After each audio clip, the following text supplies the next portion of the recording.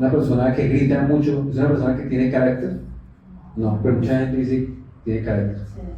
Pero eso no tiene carácter. Pero entonces, ¿qué significa o cómo identificamos una persona que tiene carácter?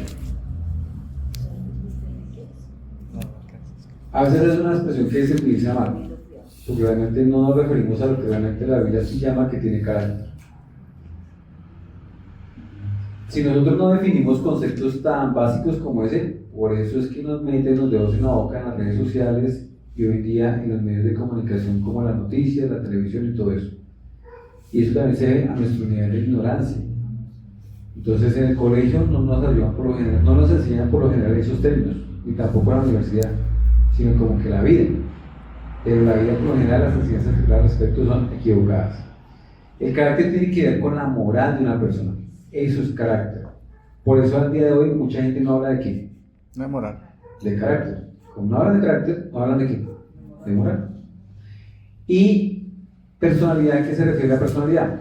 La personalidad se refiere a la actitud que usted tiene frente a la vida. Por ejemplo, yo siempre lo he dicho, la hermana Consuelo tiene personalidad, ¿sí? Ella tiene su silla de ruedas, pero ella tuvo una actitud frente a la vida que no va a echar a morir porque soy una silla de ruedas.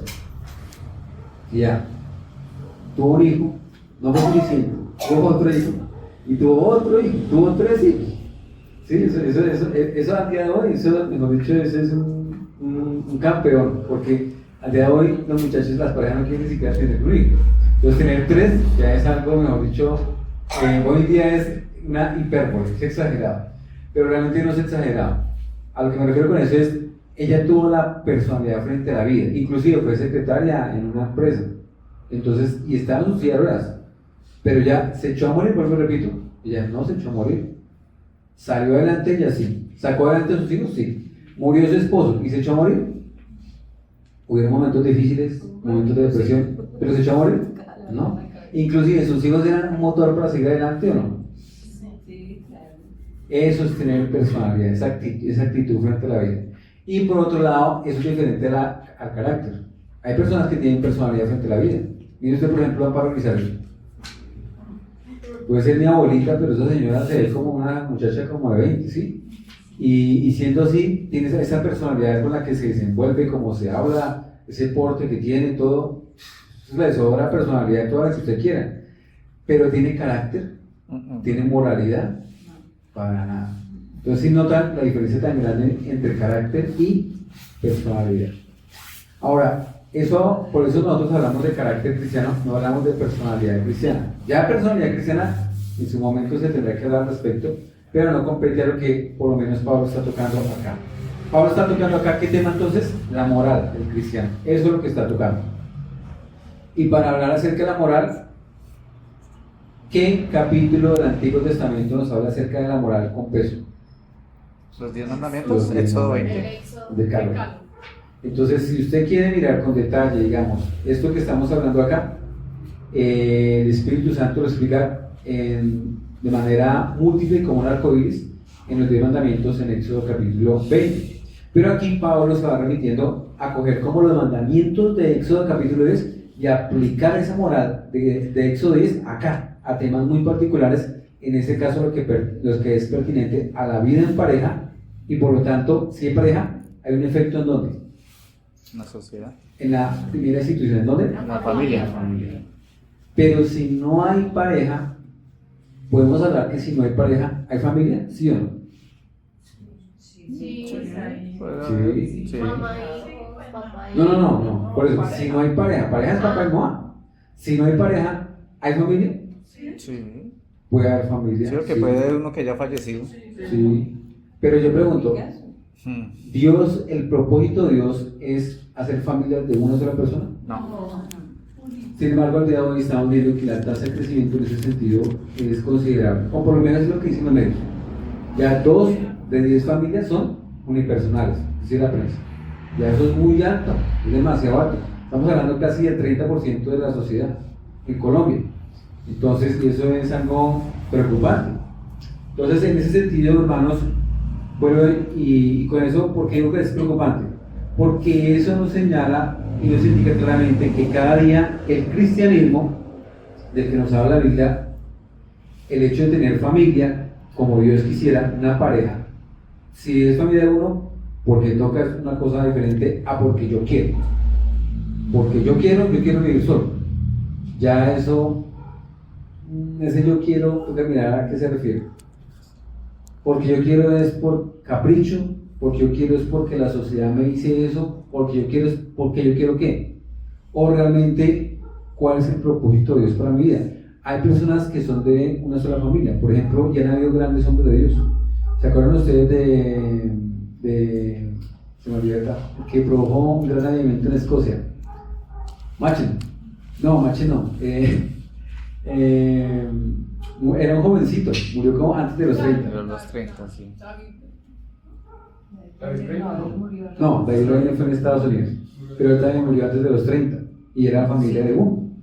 Hubo otro que fue a la India, que también fue un misionero, que era uno solo, no tenía más, y murió allá antes de los 30 y también hizo una obra que no fueron miles de personas que lo siguieron, pero era impresionante la presencia de Dios ahí. Entonces, en este sentido yo me refiero al hecho de que nosotros entendamos lo importante que es para Dios lo que nos está hablando aquí acerca del carácter cristiano y la pertenencia. ¿Listo? Antes de entrar en ello, tengo que hacer la retoma de lo que se ha mencionado acerca del amor a la esposa. Uno, se habló de que Cristo se entregó, y como se entregó, dijimos que Cristo dedicó su vida a Dios y dedicó su vida también a la iglesia. En ese sentido, nosotros estamos llamados a dedicar nuestra vida a nuestra esposa, al cuidado de ella, y dedicar nuestra vida a el levantamiento de una familia. Hay que dedicar. Y aquí hago una salvedad: no hay que adorar a la esposa, no hay que adorar a la familia, hay que dedicar, ser personas de familia, ser hombres de familia. Así como hay hombres que son hombres de iglesia, el pastor tiene que ser un hombre de iglesia, también los hombres de la iglesia o los hombres cristianos tienen que ser hombres de familia, ¿sí? Eso habla de dedicación. También se menciona acerca del amor a la esposa el hecho de que la vida en pareja empieza ¿cuándo? Eso se mencionó siempre hace como unos buenos meses atrás, el año pasado. Desde niños. Desde niños, sí. Desde el vientre. Desde el vientre, exacto. Desde que son bebés. Entonces, yo no puedo esperar que cultivar en el corazón de mi hijo el que quiera tener vida en pareja o quiera tener vida en familia a partir de los 18 años. Si empieza tarde, pues la cosecha se da cuando tarde. Pero si usted empieza sembrándole eso, leyéndole a su niño cuando está en su vientre, después cuando está en la cuna. ¿Se acuerdan cuando Pablo decía a Timoteo, ¿has sabido las escrituras desde cuándo? Juventud. Desde la niñez. Y recordemos que los judíos, que eran los cristianos del Antiguo Testamento, leían a sus hijos la Torá, la Biblia, desde que estaban en el vientre. Entonces, fueron adoctrinados así. Por eso es importante que la vida en pareja empieza ¿cuándo? Desde el vientre. ¿Listo? Tercero, hablamos de que hay una palabra que es clave y es la palabra más importante en todos los idiomas. Relación. La palabra relación. Entonces podemos decir que antes de hablar de amor, tenemos que hablar de otra cosa anterior. Se llama preamor. Si usted la quiere llamar así. ¿Y el preamor qué es? Aprender a no, aprender a no, aprender a relacionarse. ¿Sí? Entonces, ¿por qué? Porque si no aprendemos a relacionarnos antes de estar casados, pues es muy difícil después, ¿sí? Después va a decir, no, pues que yo no conocí, pues que yo no sé qué, pues que sé cuántos. El problema es que cuando uno es novio, no es que sea hipócrita, es que las cosas no son iguales que cuando usted está casado.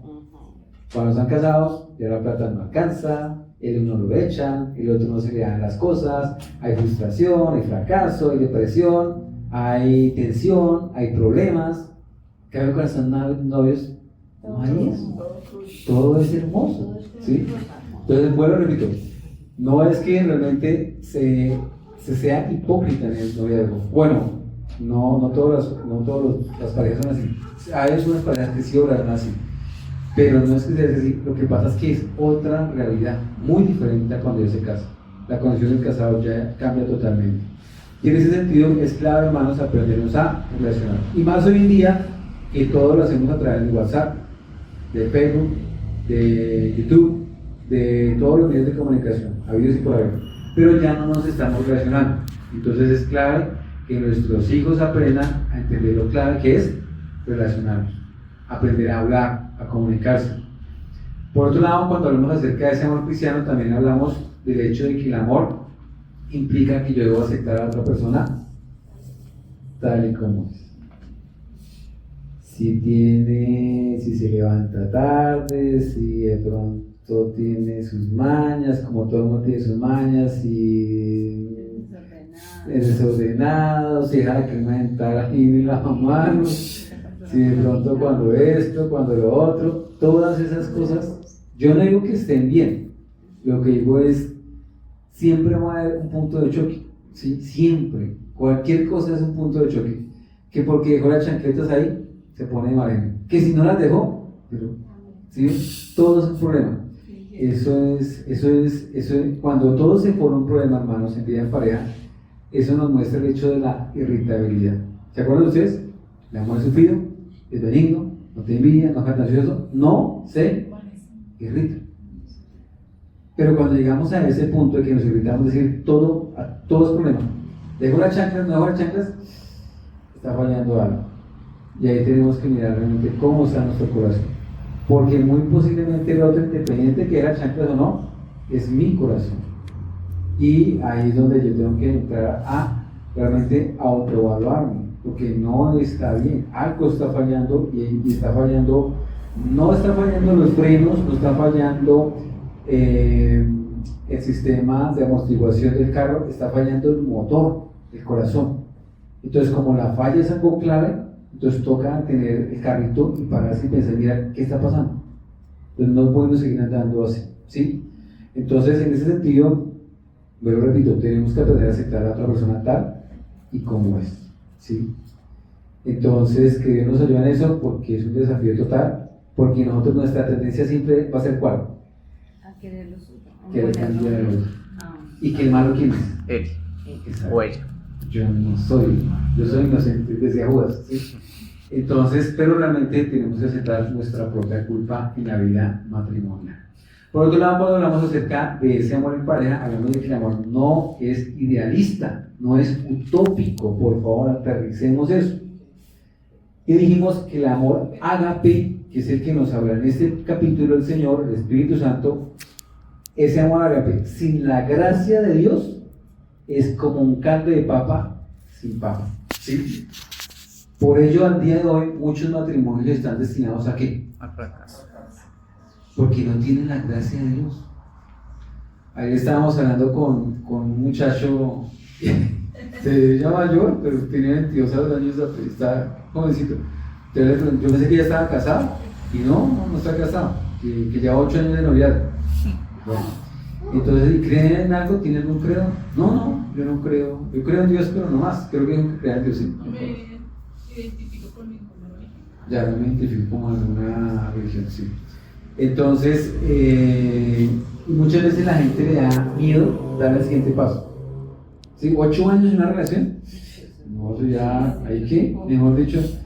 Y como les da miedo, ¿por qué les da miedo? Porque muchas veces las parejas, después de que se casan, ¿qué pasa?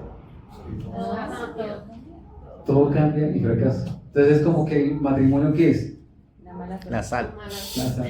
Una maldición. Entonces, mucha gente como que el matrimonio no es eso, el matrimonio absolutamente no es eso. Entonces, por eso decimos acá, y pilas con esto, el amor ágape sin la gracia de Dios es como un caldo de papa sin papa. Porque el amor que se nos habla en este capítulo no es el amor eros, que es ese amor que siente un hombre hacia una mujer, ese deseo sexual, eso también es llamado amor en la Biblia. Y no es la pasión, y no es el que se nos habla acá, que eso no está mal, eso no es pecaminoso. Tampoco se nos habla del amor fileo, que es el amor de ahí viene la palabra filantropía, que es el hecho de socializar, de relacionarnos. Pero el amor que nos habla acá es el amor ágape. O sea, es un amor de entrega total, de sacrificio. Y ese amor no sirve sin qué, sin la gracia de Dios. Por eso, una cosa es un matrimonio celebrado, digamos, en un juzgado y un matrimonio celebrado ya en una iglesia, ¿sí? Es algo muy bonito. Y más cuando la iglesia entiende y tiene claro su identidad como institución. Eso es espectacular. Porque simplemente tú dices, no, pues ya me casé. Como que, sí, ya tengo la bendición de Dios. Pero una cosa es recibir la bendición de Dios de parte de un ministro y otra cosa es ser casado en simplemente un estrado de una notaría. Ya, cumplió, sí. Y como que delante de Dios, bueno, delante de Dios también, por supuesto, tiene peso eso. Pero bueno, repito, el amor agape sin la gracia de Dios no es lo mismo. Iremos para que ustedes me entiendan 1 Corintios rápidamente, porque ahí solamente estoy dando la retoma. Ya necesito saber dejado esas porciones, entonces se me olvidó. 1 Corintios 13 dice acá, miren lo que dice el versículo 1. Si yo las lenguas humanas y angelicales y no tengo amor, vengo a ser como metal que resuena, o címbalo que retiñe. Nada más incómodo que escuchar, por ejemplo, dejar caer, por ejemplo, un puntero en el piso, o una pulidora. ¿Usted sabe cómo hacer una pulidora de rico? Eso es terrible, eso es re harto, queda uno solo. Y dice acá, en el versículo 1, si yo hablase en lenguas humanas y angelicales y no tengo amor, es decir, esa gracia de Dios, vengo a ser como una pulidora que resuena o no sé, un taladro que retiñe. Es incómodo. Yo a veces tengo que trabajar con el taladro y ese taladro es industrial y esta vaina parece que van a tumbar uno la pared. Eso suena, pero durísimo, durísimo. Entonces, y es incómodo, y en ese sentido, cuando algunos hermanos hablan acerca de las lenguas, el don de lenguas, es importante tener en cuenta nosotros lo que nos está diciendo aquí al respecto el apóstol Pablo. Versículo 2. Si tuviese profecía y te dice todos los misterios y toda ciencia, si tuviese toda la fe, de tal manera que trasladase los montes, imagínense esa clase de fe, y no tengo amor, nada soy. Y si repartiese todos mis bienes para dar de comer a los pobres, y si entregase mi cuerpo para ser quemado, y no tengo amor, de nada me sirve. ¿Cuántas madres no han repartido y han dado de comer? ¿Y cuántas madres no han entregado su mismo cuerpo o su vida, por así decirlo, para ser quemadas, para ser lastimadas, por amor a sus hijos? Pero vuelvo y repito, una cosa es este amor del que nos habla acá, y otra cosa es el amor con la gracia de Dios. Ustedes saben que cuando hubieron los primeros cristianos, la iglesia primitiva, tenían el Coliseo romano. El Coliseo romano lo llamaban el anfiteatro, porque era un lugar donde es un anfiteatro. Recuerden ustedes que el anfiteatro, ¿qué es? Es la morgue. Hoy de lo que llaman la morgue, eso era en el tiempo de los primeros cristianos. La morgue o el anfiteatro era el Coliseo romano, porque sacaban montañas de muertos de ahí. Simplemente lo que hacían era botarlos, es como ir a la plaza de toros, pero entonces era poner un toro contra un montón de 100, 200 personas ahí abajo, y el toro cogía y me imagino que se imaginarán qué puede pasar con un toro desbocado. Pero no ponían toros, sino que ponían leones y tigres. Entonces, en ese sentido, hermanos, hubieron personas que quisieron dar su vida ahí, porque pensaron que de esa manera eso le agradaba a Dios y que puedan ir al cielo. Pero sabemos, según lo que hoy nos enseñó el hermano Juan, recordándonos en el catecismo de Heidelberg, que uno va al cielo por buenas obras, por mi fe. Decía, no es ni siquiera por la fe en sí misma, es por qué. Por la obra de Cristo. Por Cristo, ahí está la satisfacción de Dios.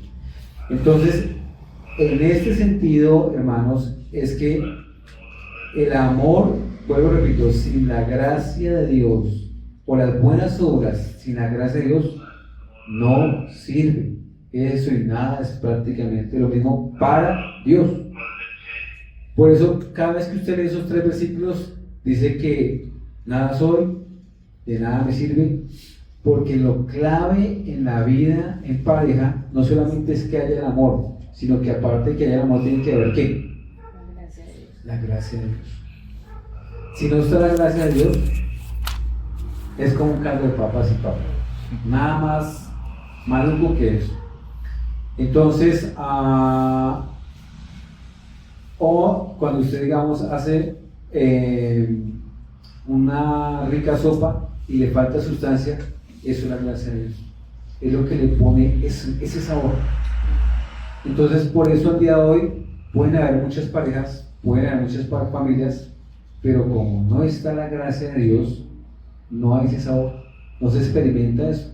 Uno como que mira cierta familia, cierta pareja y dice, "Ay, como que le falta algo".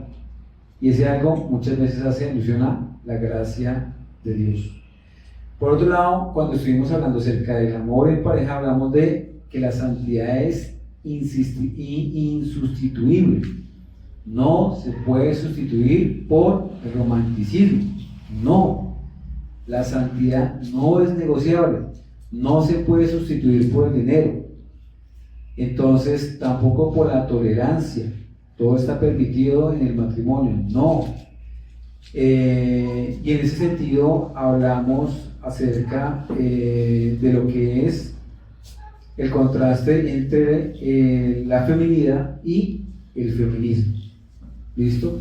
Al día de hoy lo que se promueve es que las mujeres sean femeninas o que sean feministas.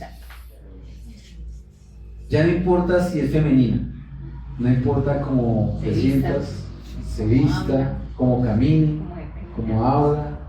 No, eso no importa, eso está mandado a recoger. Lo que importa es que seas ¿qué? Empoderada y feminista. No feminista, sino feminista. ¿Sí? Entonces, en ese sentido, nos está cambiando o redefiniendo, como hemos dicho, la cultura, todo lo que es el concepto de la mujer. Y en ese sentido, volvemos a repetir, la santidad no es sustituible en el matrimonio. Esa es otra piedra de tropiezo por la cual al día de hoy los matrimonios fracasan. ¿Por qué? Porque no hay qué. No hay Santidad. santidad. La santidad es supremamente clave. Entonces, y el querer también, esa santidad se refiere también al hecho de querer ser fieles el uno al otro. Pues como al día de hoy eso no importa, todo es tolerable, todo, no hay problema. Entonces, en ese sentido, es que al día de hoy se ven tantas cosas como se ven. Y bueno, por otro lado, hablamos también durante varios domingos que cuando hablamos del amor en pareja, hablamos del amor y las expectativas. Entonces, porque cuando uno se va a casar, uno tiene expectativas. Y cuando está uno casado, sigue teniendo expectativas. Y usted hasta el día que se muera va a tener expectativas. Y hablamos entonces de personajes como Job, las expectativas que tenía su esposa, como José, las expectativas que tenía de los sueños que tenía, Josué, las expectativas que tenía, esas promesas que Dios me ha hecho, me ha hecho Canaán, eso nos va a quedar chiquito, y eso va a ser fácil llegar allá y esa tierra va a ser nuestra, ¿sí? Y el rey David. El rey David se pintaba como un hombre que tenía un futuro promisorio. Lo que no se pintaba era todo lo que le iba a pasar y todo lo que iba a sufrir para poder lograr ese futuro promisorio. Entonces, en ese sentido, vuelvo, repito, el amor y las expectativas toca entrarlos a tratar en la vida en pareja con cuidado. Y por último, lo último que se menciona al respecto es que el amor implica tener un plan de vida. No es casémonos y ya, vivamos del amor. No es suficiente con los sueños, las expectativas, los anhelos, la pasión. No, hay que tener un plan de vida. Y eso implica un orden, implica un presupuesto, nivel de tiempo, dinero. Inclusive hablamos de tener controlados nuestros enemigos. Una cosa muy clara, fundamental. Y sabemos que hay enemigos, 4 a nivel espiritual, y hay otro tipo de enemigos. ¿Cuáles? Las personas. Que inclusive nuestros enemigos pueden ser los mismos familiares nuestros hijos, nuestros padres. ¿Se acuerdan ustedes de Jonatán? ¿Llegó a tener enemigo a quién? ¿Se acuerdan ustedes de Jacob? ¿Llegó a tener de enemigo a quién? Entonces, en ese sentido se cumplen las palabras del Señor. Y en ese sentido también tenemos que tener un plan al respecto. Entonces, fácil, con todo esto que acabé de mencionar, ¿es fácil amar a la esposa? No, no es fácil. ¿Es fácil querer amar, luchar y tener un hogar? No es para nada fácil. ¿Es fácil fracasar? Yo diría que no es fácil, tampoco es fácil. Pero en ese sentido, ¿vale la pena luchar por levantar una familia? Vale la pena. Esta sociedad, esta generación que se está levantando ahorita, ellos les lavaban el cerebro, miren ustedes, les lavaban el cerebro de tal manera que ellos ahora están programados para tener familia. Todo lo contrario, les lavaban el cerebro para qué? No tener familia. Y se levantan estos jóvenes sin el deseo de tener hogar, de luchar por alguien en mañana. Ya simplemente todo se reduce a una relación sexual, inclusive ni siquiera relación sexual. Hoy en día creo que también colocan una máquina en la cabeza y como todo es el sistema nervioso central, entonces se experimentan cosas allá y se cambia la parte inclusive normal de la unión de dos cuerpos por simplemente una máquina que pongan acá. Entonces, en ese sentido, todo ha cambiado y nosotros pues debemos realmente entender realmente que como cristianos debemos mantenernos fieles al Señor y fieles a las cosas que Dios estableció para su santa iglesia. Después de haber hecho la retoma, ahora sí voy a entrar con el versículo que nos compete para el día de hoy. El versículo, voy a remitirme al versículo 28. Yo pensé en el 29, teníamos que ir a la casa del 29, pero es el 28. Sí, es el 28. Así también los maridos deben amar a sus mujeres como a sus mismos cuerpos. El que ama a su mujer, a sí mismo se ama. Bueno. Aquí hay varias palabras en griego que no se ven en español la traducción, pero que en griego sí tienen una riqueza y un énfasis que no se alcanza a ver en el español. ¿Listo?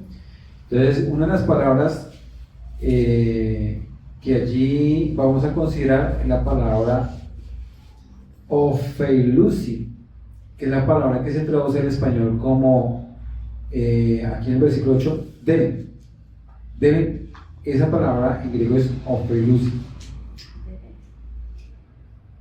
Pero aparte de esa palabra, hay una frase que se dice, un pronombre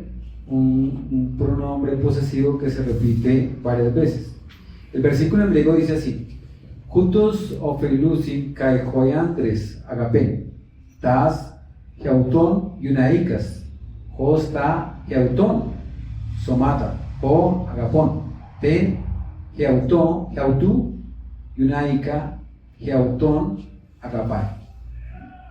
Una palabra que repetí 1, 2, 3, 4 veces. Geauton. Aparece, la primera vez es geauton, yunaicas. La segunda es geauton, somata. La siguiente es geautu. O sea, tuvo una declinación o la parte final de la palabra cambia. Geautu, yunaica. Y la última es geauton, agapai.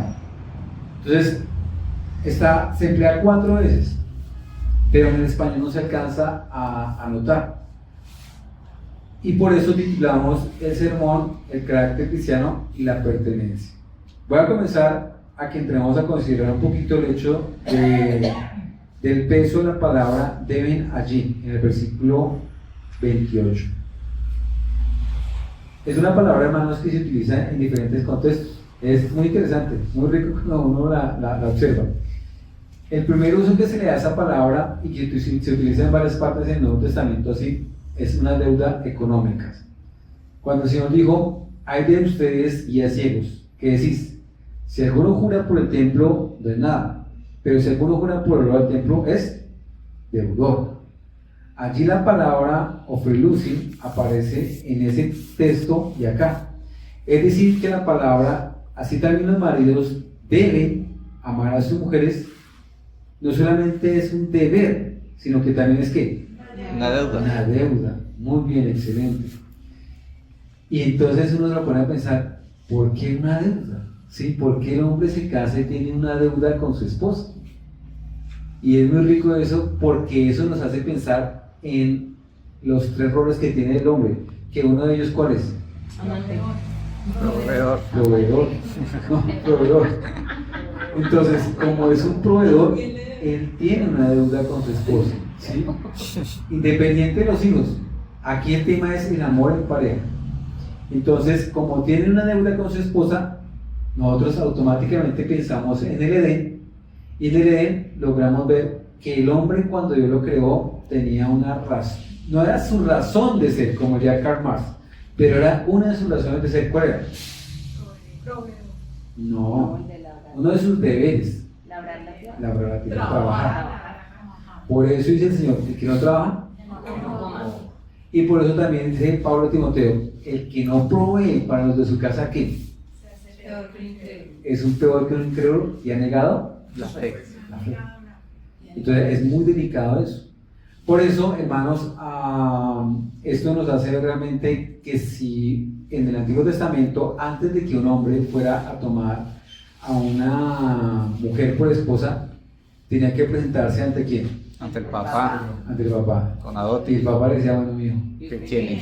sí, exacto, ¿qué tiene? Entonces era un interés meramente monetario, egoísta, era, ¿cómo decirla? Esa palabra, ¿cómo se llama hoy en día? De amor no se vive. Sí, sí, interesado, no. Para asegurar el bienestar. Exacto. De que ella vivir la Hoy vida. en día, yo pregunto, ¿nosotros tenemos esa manera de pensar? Papi, es que él me gusta, o papi, es que ella me gusta.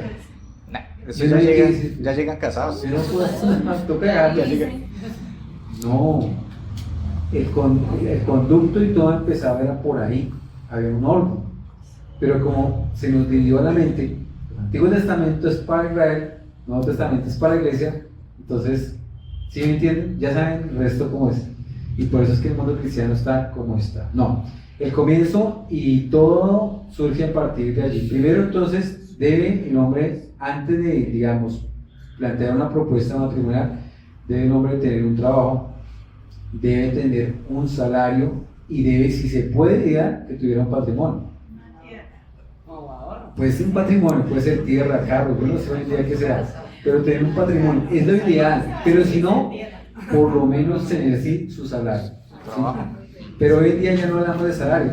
Muchas veces las personas ganan es honorarios, ¿sí? Es diferente a un salario. Entonces, en ese sentido, hermanos, eso es importante que nosotros lo tengamos presente al respecto de nuestros conductos como familia y también nosotros como levantamos a nuestros hijos. Porque de nada sirve si nosotros vivimos nuestra fe para nosotros, independiente de quién, de nuestros hijos. ¿No? Ellos viven allá, ellos pues, no dejan que yo, sí, entonces ¿yo qué puedo hacer? No. Hasta donde se pueda, hay que influenciar en ellos. ¿Cómo? Pues me repito, si yo soy padre y tengo una hija, ella tiene que tener claros los principios de la casa. Otra cosa es que ella coja los principios y que puede hacer dos cosas: o los bota a la basura o qué, O los atesores. o los atesora. Eso es una de dos. Y si yo tengo un hijo varón, es exactamente lo mismo. Entonces, yo por lo menos, uno de mis hijos tiene 11 años y el otro tiene 14. Ya. Tiene 14. Es que ya parece de 15. Sí, sí. Ya parece Pero, de 15. entonces, ellos saben que nosotros, o el papá les habla siempre, hermanos, es que usted tiene que mantener el hogar, hermanos, es que usted no sé qué, y siempre está como eso ahí, ese detonante. Entonces, eso es como una gotera. ¿Se acuerdan ustedes que una de las tortugas Tortura. de los chinos era que dejaban caer gotas ahí? Sí. Es eso. Porque tarde que temprano eso va a ser su mella en ellos, por lo menos en lo que compete a mí. Yo le dije, yo cumplí, si hizo caso o no, eso no es problema mío, pero yo realmente hice lo que tenía que hacer en este sentido. Y en ese sentido, hermanos, es que nosotros entendamos eso. Si son hijos varones, nosotros tenemos que estar ahí encima de ellos. ¿Por qué? Porque la naturaleza masculina es una naturaleza relajada. El hombre es relajado, ¿sí? Donde usted llega y se echa, se taca, así como que, sí, como a las anchas y como que no se le da nada. En cambio, las mujeres no. Las mujeres son muy quisquillosas. Entonces, si notan la naturaleza tan diferente, por eso es que la mujer siempre es buscándole un pero a todo. Pero es que uno no la tiene contenta con nada. Todo está bien y sin embargo hay algo que está mal. Pero yo veo que todo está bien. Pero bueno, Entonces, esa es nuestra naturaleza. Por eso, hermanos, es importante que nosotros entendamos dentro de la naturaleza masculina que a ellos toca estarlos ahí, Apoyarlos. empujando, porque el hombre es relajado. Y aparte de eso, el hombre se acomoda. Eso no es una persona, eso no es su hijo, eso no es su esposo. Es Todos. una naturaleza masculina. Entonces, en ese sentido, si usted está criando varones, tiene que entender que tiene que empujarlos, presionar, chuzarlos ahí, ser como el aguijón que tenía Pablo. Ese es el trabajo como papás, si es hombre. Y si es mujer, no es tanto eso, pero sí tienen que estar de todos modos ahí como una gotera, no sobra. Estar ahí, vivir no sé qué, vivir lo otro, recalcando los principios. Eso se llama formación cristiana. Porque si no, no logramos lograr una afectación en la siguiente generación. Y eso fue lo que pasó precisamente con la iglesia que llegó con Josué a la tierra prometida. Recordemos que Josué estuvo ahí al frente de la batalla, inclusive dijo, yo en mi casa serviremos a Jehová. O sea, el tipo lo tenía claro, el tipo tenía organizada su casa, pero el tipo también sabía cómo estaba la iglesia ya en ese momento. Algo estaba a llamar para que él les diga a ellos, yo en mi casa, ustedes miren a ver, pero yo en mi casa serviremos a Jehová. Ya en ese momento él ya veía cómo estaba la iglesia y qué iba a pasar en la siguiente generación. Entonces, en ese sentido también, cuando escuchamos a veces de Spurgeon se dice que él, digamos, de lo que habló, mucho de lo que él dijo se cumplió en la siguiente generación o 50 años más después. ¿Por qué? Porque como eran personas que no tenían en las venas sangre, sino biblina, podían realmente ejercer el don de profecía y ver cosas a futuro para la iglesia, a futuro de ellos, de futuro para la siguiente generación. Entonces, ahí es donde nosotros en la tradición reformada hablamos del don de profecía, pero hablamos es en esos términos. No es lo primero que a mí se me ocurre, algo así, no. Es que está tan compenetrado en la doctrina que puede hablar con esa autoridad. Y se cumple en ellos lo que dice el Señor. ¿Quién es el profeta? ¿Cómo se identifica el profeta? Porque se cumple. Porque se cumple lo que dice. Y lo que dijo Josué ahí en ese testamento que dio en ese último capítulo, se cumple en la siguiente generación. La siguiente generación, pero el joven. Sí. Ahí se nota por qué él les dijo eso a los últimos. Y en el caso de Spurgeon, también mucho de lo que él dijo se cumplió 50 años después. Entonces, en ese sentido, hermanos, es que nosotros entendamos realmente nuestra responsabilidad sobre nuestros hijos. Una cosa es que ellos sean o al Esaú y nos desprecien la primogenitura por un plato de lentejas, por la inmundicia que les da el mundo, pero otra cosa es que realmente ellos no tengan una dirección clara. Yo creo que Josué hizo su trabajo, pero los hijos que tenía como iglesia no lo escucharon.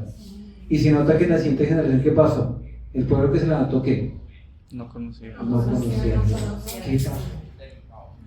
¿Saben qué dice el profeta Jeremías?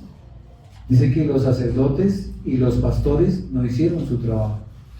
Eso lo dice en el capítulo 2 y 3 de Jeremías. A mí me impresionó cuando dijo eso. O sea, una falla desde arriba. ¿Desde dónde? De las Los oficiales. Por eso, el daño más letal, la iglesia siempre va a ser herida ¿en dónde? ¿O siempre se espera que sea herida dónde? En la cabeza. No. ¿Dónde se espera que sea? No a dónde le atina el diablo, sabemos que es la cabeza. Pero ¿a dónde se espera que sea la herida? En el calcañar.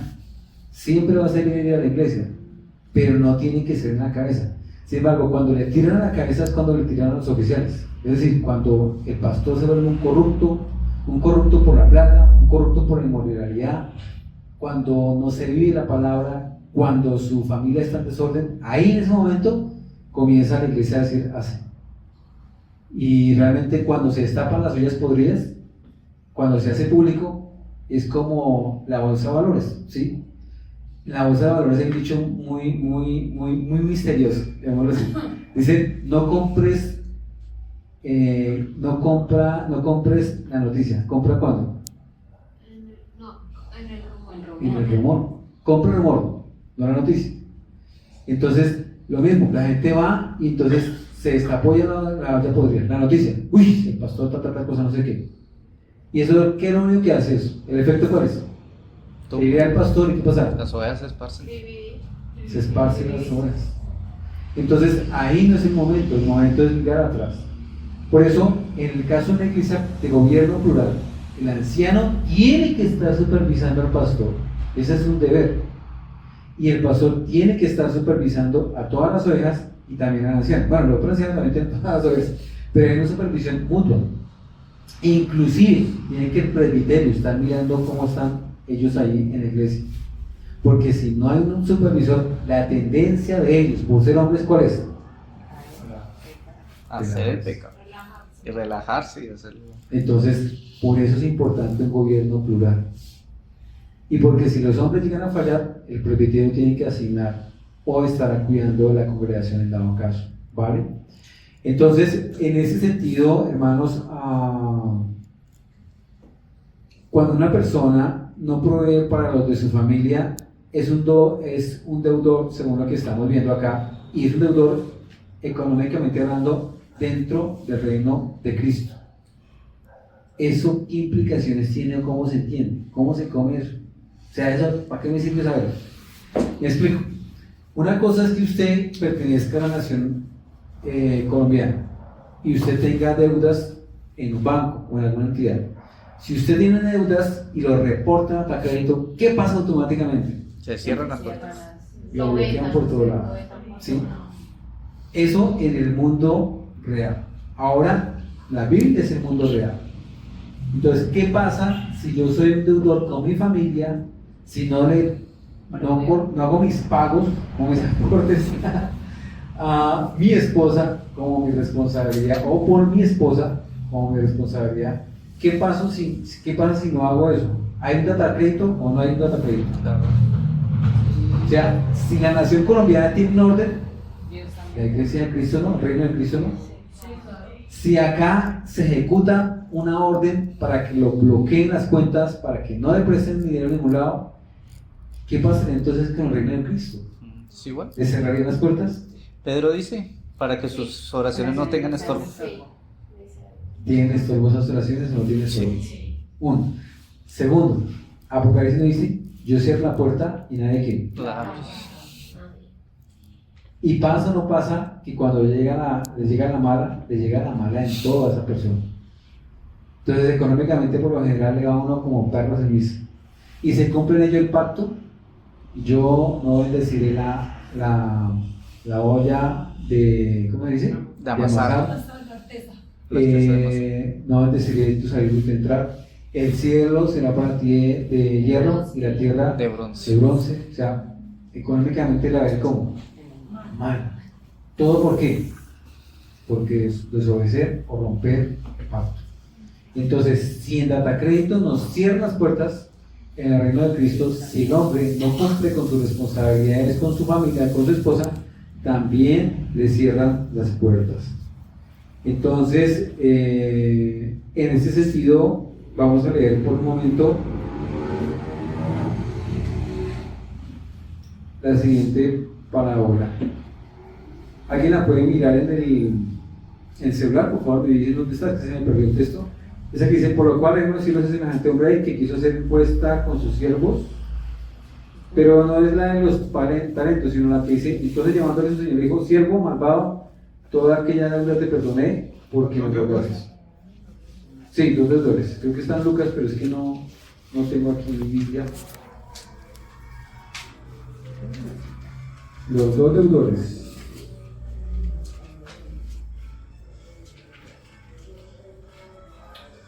Mateo 18, 23, 35. ¿Mateo 18? Sí, señor. Gracias. Mateo 18, 23, 35. 23. Vale. Tenemos Mateo 18, 23, hermanos.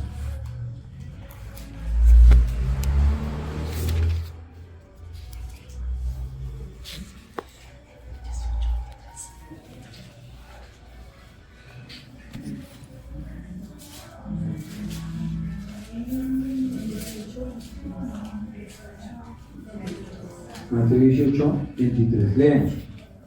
Por lo cual, el reino de los cielos, vamos a leer cerca del reino de los cielos y las deudas en el reino de los cielos. Es semejante a un rey que quiso hacer cuentas con sus siervos. Y comenzando a hacer cuentas, le fue presentado uno que le debía 10.000 talentos. A este, como no pudo pagar, ordenó su señor venderle y a su mujer e hijos y todo lo que tenía para que se le pagase la deuda. ¿O fue lúcido? Entonces aquel siervo postrado le suplicaba diciendo: Señor, ten paciencia conmigo y yo te pagaré todo. El señor de aquel siervo, movido a misericordia, le soltó, le perdonó la ofensa. Pero saliendo aquel siervo halló a uno de sus consiervos que le debía 100 denarios, y haciendo de él, le hablaba diciendo: págame lo que me ofrece. Entonces su consiervo, postrándose a sus pies, le rogaba diciendo: ten paciencia conmigo y yo te lo pagaré todo. Pero él no quiso, sino que fue y le echó en la cárcel hasta que le pagase la ofrenda. Viendo sus consiervos lo que pasaba, se entristecieron mucho y fueron y refirieron a su señor todo lo que había pasado. Entonces, llamándole a su señor, le dijo: siervo malvado, toda aquella deuda te perdoné porque me rogaste. ¿No deberías tú también tener misericordia de tu consiervo, como yo tuve misericordia de ti? Entonces su señor, enojado, le entregó a los verdugos hasta que pagase todo lo que le ofreció. Así también mi Padre Celestial hará con ustedes, si no perdonáis de todo corazón a cada uno a su hermano sus ofrendas. Entonces, aquí hay un texto donde se utiliza la palabra ofolucen o deuda, y aquí, en este caso, ¿qué podemos hacer entonces al respecto de un marido que no provee para su familia? Entonces, uno, si mi esposo, en otras palabras, si mi esposo no cumple sus responsabilidades como el proveedor de la casa, entonces, ¿qué puede hacer la mujer? Llenarse de odio, esa es la tendencia. Llenarse de amargura, esa es la tendencia. Llenarse de indignidad, porque eso indignaría a cualquiera, esa es la tendencia. O la otra es perdonar a su esposo y que Dios traiga la gracia de Dios, primero que todo a su vida, a sus hijos, y después un orden matrimonio, que haya una organización económica para su hogar. Son cosas que se necesitan y que son propias de la gracia de Dios. ¿Se puede vivir con una persona que no cumple su rol o sus responsabilidades como cabeza de hogar? Se puede, pero es difícil. ¿Se debe? No. No se debería. Pero al día de hoy, ¿cuántos hombres no cumplen su responsabilidad? ¿Y se vive con ellos? Ahorita, la generación pasada, ¿cuántos hombres no cumplían su responsabilidad? Recordemos que ahorita los pecados de moda son homosexualidad, el consumo de drogas, se me escapan otros dos. Sí, la homosexualidad y la inmoralidad, pero se me escapan otros dos. Los pecados de moda antes eran el alcohol, encontrábamos borrachos por todo lado los domingos, o no llegaban sino después de 13, 4 o 5 días de estar tomando, ¿sí? Entre otros pecados, también había inmoralidad, pero dentro de eso, las mujeres en aquella época pasada, ¿eran mujeres con amargura? Sí. ¿Eran mujeres que tenían indignidad contra su esposo? Sí. ¿Eran mujeres inclusive que guardaban odio hacia su esposo? Claro que sí, porque todo eso es un solo papel. Y eran mujeres y eran hogares que inclusive la mujer tenía que vivir con él. Tocaba, ¿no? Y más porque si le decían a usted que, recordemos que en aquel entonces la única religión que era nuestra nación era la religión católica, y entonces la enseñanza era que el matrimonio es un sacramento y por lo tanto el divorcio no tiene cabida, y como no tiene cabida, entonces tenía que literalmente aguantar hasta que la muerte los separe. Y por eso es que los hogares, hermanos, no era la razón, pero era una de las razones por las cuales los hogares antes eran más fuertes, porque sabían que era hasta la muerte y tenían que aguantarse el uno y el otro, así quisieran o no quisieran.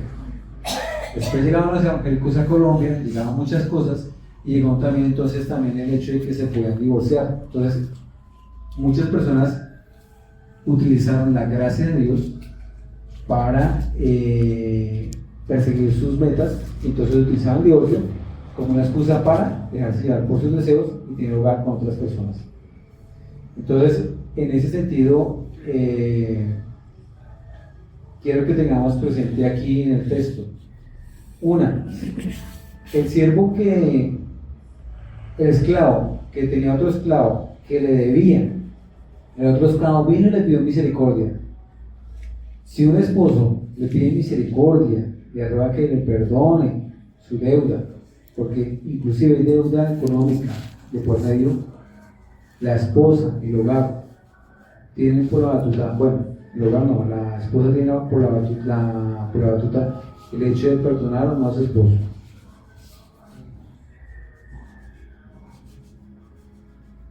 Debería. Tiene por la batuta, puede hacerlo. Si hay una infidelidad de su esposo, ahora la deuda no la pongamos en términos económicos, pongamos la deuda en términos ya morales.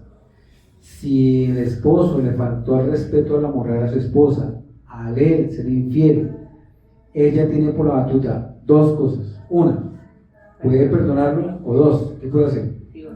Divorciarse. Y es legalmente entre ellos, se puede hacer. Entonces, si lo llega a perdonar, en ese sentido, viene la gracia hacia ella y hacia su hogar, ¿sí o no? Sí. Y si se llega a divorciar, ¿viene la gracia hacia ella o no? Sí. ¿También? ¿Qué es lo más importante? O sea, entender, uno, cada caso es muy particular. Entonces, no podemos decirle dar el mismo consejo a la misma persona o aplaudir la decisión de dos personas de la misma manera. Recuerden ustedes cuando en el caso de Salomón le trajeron un bebé y eran dos mamás las que peleaban que era su bebé, y cada caso lo trató igual. No. Pero él era pastor, Salomón, y tenía una sabiduría impresionante, y sabiendo precisamente cómo era el corazón de una mamá, supo ir a la raíz del asunto para poder descubrir el problema, porque yo creo que para él también era un misterio, no era Dios. Y ahí fue cuando realmente pudo entender, digamos, las cosas como son, con la visión que Dios las estaba mostrando y con la visión que Dios las veía. De esa manera también nosotros debemos entender, hermanos, que se necesita para el gobierno del pueblo de Dios mucha sabiduría, peso, una sana doctrina para poder interpretar los misterios de Dios y poder de esa manera poder gobernar el pueblo de Dios. Entonces, en ese sentido, hermanos, cuando Pablo nos dice allí en Efesios, así también los maridos le deben económicamente amor a sus esposas, y deben amar a sus esposas, deben amar económicamente a sus esposas como a sus mismos cuerpos, es entender que esa deuda que se tiene es una deuda económica, ¿sí? Y que entonces hoy en día, como el 50% de los puestos se los quieren dar a las mujeres y el otro 50% a los hombres, pues es muy difícil y es más competitivo hoy en día en la parte laboral. Entonces los hombres deben tener una doble carga ahí, porque tienen que proyectarse al momento que están viviendo ahorita y a los cambios que van a haber después. Entonces, ¿quién es el que se debe primero mover? El hombre. Pero como el hombre, ¿cuál es la tendencia del hombre? Se relaja. Eso no va a pasar nada, las ideas, eso ya en Estados Unidos, eso no va a llegar acá, aquí no va a pasar nada. En cambio, ¿cómo son las mujeres? Inquietas. Una mujer que no es inquieta, no es mujer. No está tranquila con nada, ¿sí? Eso es terrible, esa naturaleza por la que Dios nos dotó. Por eso es un complemento. Y en ese sentido, hermanos, entendamos el hecho de algo que lo que el Señor nos muestra acá, el hecho de que el hombre debe y tiene una deuda económica con su esposa. Por eso cuando se casan es un pacto, y como es un pacto es un acuerdo. Él la asume la responsabilidad de ella económicamente hablando, él la entra a sustentar. Para terminar, apenas introduje este tema porque pues, es más amplio, pensé que podía dar todo antes de entrar al tema. Hay que hacer la retoma Y la introducción. y la introducción. Y nos quedamos en la Y introducción. nos quedamos como en el 20-30% de la introducción. Entonces, de esto, hermanos, simplemente cierro diciendo dos cosas acá. Una, Cristo le proveyó a su esposa en el Edén, ¿sí o no? ¿Le tenía sustento? ¿Sí o no? Y harto. ¿Y le tenía abrigo? ¿Sí o no? El Edén tuvo que haber sido, por eso le llamaba el paraíso. Era una cosa, ¿sí? Claro que muchos de ustedes crean que su esposo no les da un Edén. Todo lo contrario, porque nosotros no tenemos el poder económico que tenía Cristo. Por un lado. Segundo, Cristo como creador trabajó duro y fuertemente los 7 días para proveer a su esposa, ¿sí o no? 6. Recuerden que siempre se dice, Dios deshizo los cielos y la tierra. Dios dijo, hágase la luz, y fue hecha la luz. Y hablo de dioses porque en el original en hebreo dice Elohim o dioses. Segundo, Cristo en su encarnación trabajó como carpintero para cumplir sus obligaciones con su esposa, ¿sí o no? Sí. Nos dio ejemplo en que dio ofrendas y diezmos para su esposa, ¿sí o no? Sí. ¿Cumplió la ley o no la cumplió? Perfectamente. No hay nada más que decir. Entonces, en este caso, hermanos, nosotros tenemos como modelo a Cristo y en ese sentido tenemos que ser consecuentes si somos cristianos.